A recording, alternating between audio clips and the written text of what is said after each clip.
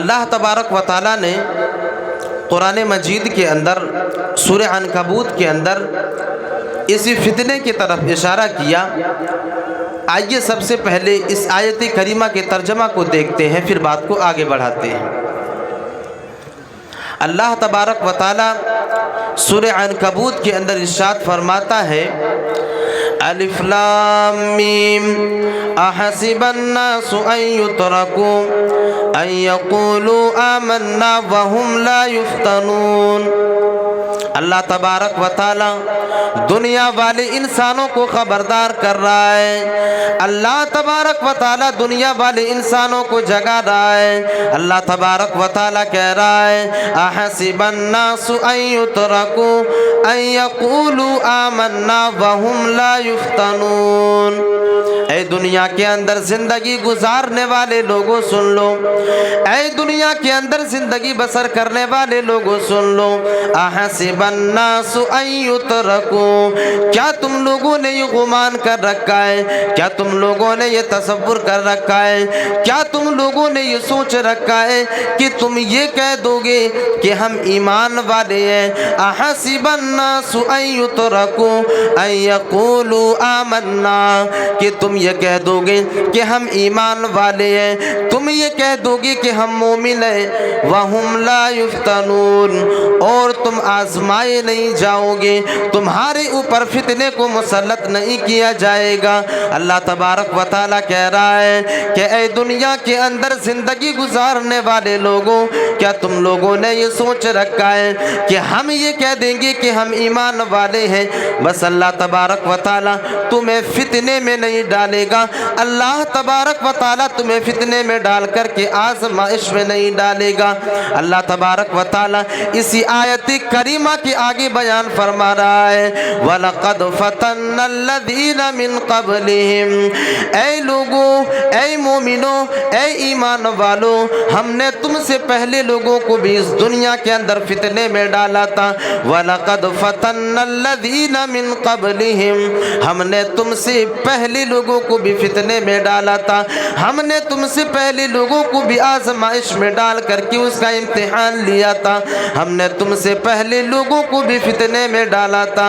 وَلَقَدْ فَتَنَّ الَّذِينَ مِن قَبْلِهِمْ فَلَيَعْلَمَنَّ اللَّهُ الَّذِينَ صَدَقُوا۔ اللہ تبارک و تعالیٰ کہہ رہا ہے کہ ہم لوگوں کو اس لیے فتنے میں ڈالتے ہیں، ہم لوگوں کو اس لیے آزمائش میں ڈالتے ہیں، ہم لوگوں کو اس لیے فتنے میں ڈال کر کے اس کا امتحان لیتے ہیں۔ فَلَيَعْلَمَنَّ اللَّهُ الَّذِينَ صَدَقُوا وَلَيَعْلَمَنَّ الْكَاذِبِينَ، تاکہ اللہ تبارک و تعالیٰ جان لے کہ کون ایمان کے معاملے میں سچے ہیں اور کون ایمان کے معاملے میں جھوٹے ہیں۔ میرے عزیز ساتھیوں، آج ہمارے معاشرے کے اندر، سماج کے اندر ارتداد جیسے فتنے نے اپنی جڑیں مضبوط کر لی ہے۔ آج معاشرے کے اندر صرف ارتداد کا فتنہ ہی نہیں بلکہ معاشرے کے اندر کتنے ایسے فتنے اپنی جڑیں مضبوط کر چکا ہے جو آج ہمارے معاشرے اور سماج کے لیے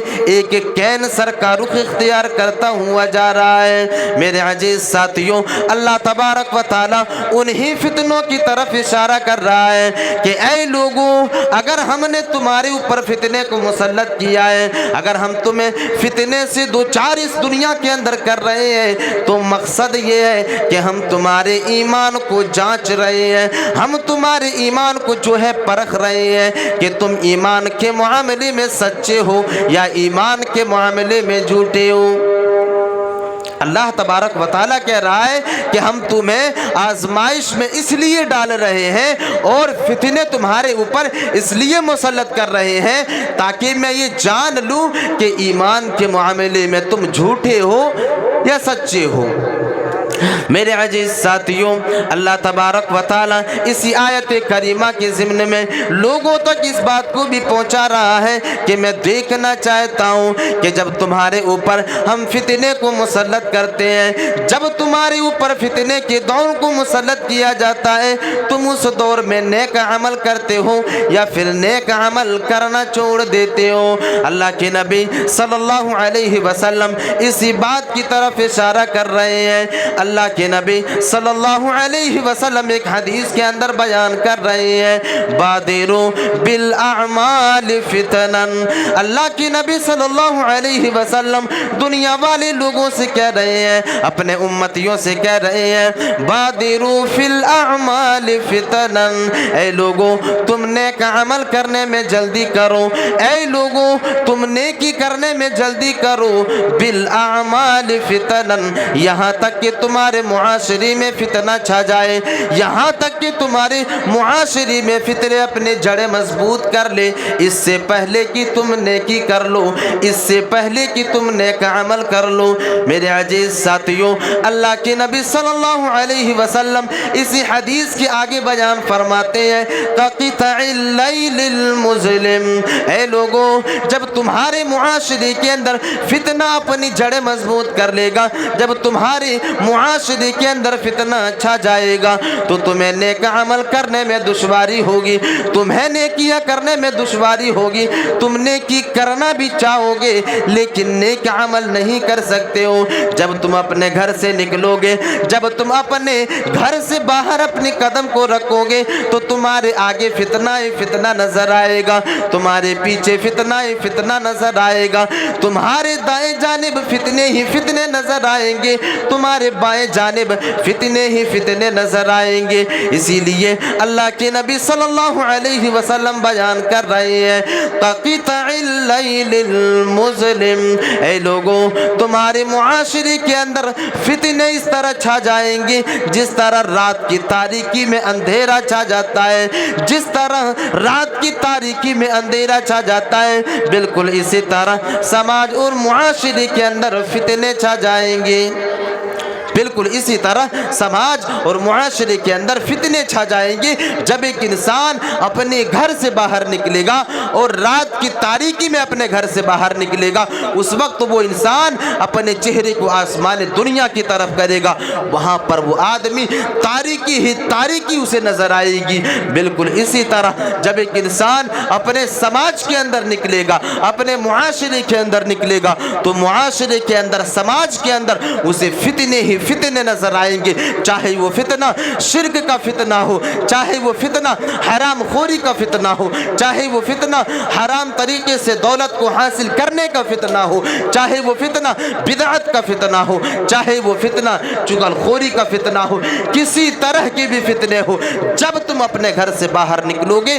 تو تم رات کی تاریکی کی طرح اپنے سماج اور معاشرے کے اندر فتنوں کو پاؤ گے. پھر اللہ کے نبی صلی اللہ علیہ وسلم اسی حدیث کے تیسرے ٹکڑے کے اندر بیان کر رہے ہیں کہ سماج اور معاشرے کے اندر فتنے اس طرح چھا جائیں گے, فتنے اس طرح پھیل جائیں گے یصبح الرجل مؤمنا ویمشی کافرا. اللہ کے نبی صلی اللہ علیہ وسلم بیان کر رہے ہیں کہ سماج کے اندر معاشرے کے اندر فتنے اس طرح اپنی جڑیں مضبوط کر لے گا اور فتنے اس طرح پھیلتے جائیں گے کہ ایک انسان صبح کے وقت مومن ہوگا, ایک آدمی صبح کے وقت مومن ہوگا لیکن شام ہوتے ہوتے وہ آدمی کافر ہو جائے گا. یصبح الرجل مؤمنا ویمسی کافرا. اللہ کے نبی صلی اللہ علیہ وسلم بیان کر رہے ہیں کہ وہ انسان صبح کے وقت اپنی گھر سے نکلے گا, اس حالت میں نکلے گا کہ وہ آدمی مومن ہوگا, وہ آدمی ایمان والا ہوگا, وہ آدمی متقی اور پرہیزگار ہوگا, لیکن شام ہوتے ہوتے وہ آدمی اپنے ایمان کا سودا کر لے گا, وہ آدمی اپنے ایمان کو بیچ کھائے گا, وہ آدمی اپنے ایمان کو گوا بیٹھے گا اور وہ آدمی کفر کا ارتکاب کر لے گا. میرے عزیز ساتھیوں, اندازہ لگائیں اللہ کے نبی صلی اللہ علیہ وسلم کی اس جملے کے اوپر, کیا آج ہمارے معاشرے کے اندر, کیا آج ہمارے سماج کے اندر یہ ساری کی ساری وبائیں اس طرح نہیں پھیلی ہوئی ہے؟ میرے عزیز ساتھیوں, ایک ایسا انسان, ایک ایسی لڑکی جس کی پرورش جو ہے مسلم گھرانے کے اندر ہوتی ہے, جس کی پیدائش مسلم گھرانے کے اندر ہوتی ہے اور پیدائش ہونے کے بعد اس کے ماں باپ اسے اسلامی تعلیمات کے مطابق پرورش کرتا ہے اور اس کے بعد اسے اعلیٰ تعلیم دیتا ہے, لیکن لیکن وہی بچی جو ہے آگے چل کے ارتداد جیسے فتنے میں پھنس کر کے اپنے دین سے پھر جاتی ہے اور اس دین اسلام کو جو ہے الوداع کہہ دیتی ہے۔ میرے عزیز ساتھیوں، اسی کے بارے میں تو اللہ کے نبی صلی اللہ علیہ وسلم اشارہ کر رہے ہیں کہ اے لوگوں، سماج اور معاشرے کے اندر اس طرح فتنے چھا جائیں گے کہ ایک انسان صبح کے وقت تو مومن ہوگا لیکن شام ہوتے ہوتے وہ آدمی کافر ہو جائے گا۔ وَيُمْسِي مُؤْمِنًا وَيُصْبِحُ كَافِرًا، یا شام کے وقت وہ آدمی مومن ہوگا لیکن صبح ہوتے ہوتے وہ آدمی کافر ہو جائے گا۔